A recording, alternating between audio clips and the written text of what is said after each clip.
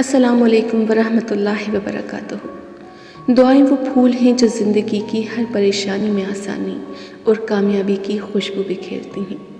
मेरी दुआ है रब करीम आपके गुलशन हयात को अपनी नेमतों की खुशबू से हमेशा मुअत्तर व मुनव्वर रखे और खुशियों के लाजवाल ख़जाने के साथ अल्लाह आपकी हिफाजत फरमाए और तमाम हाजात को पूरी करे।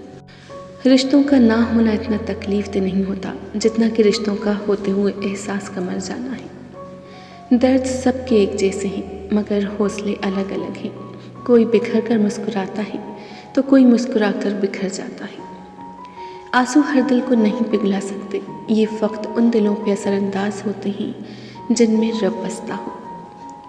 ज़िंदगी में जो चाहे हासिल कर लें, बस इतना ख्याल रखें कि आपकी मंजिल का रास्ता कभी लोगों के दिलों को तोड़ता हुआ ना गुजरे। जो इबादतें इखलाक और किरदार पर असरअंदाज ना हो सकें वो मशक्क़त के सिवा कुछ नहीं। मोहब्बत को अल्फाज में नहीं लहजों में तलाश करें, अल्फाज तो मुनाफिकीन के भी मीठे होते हैं।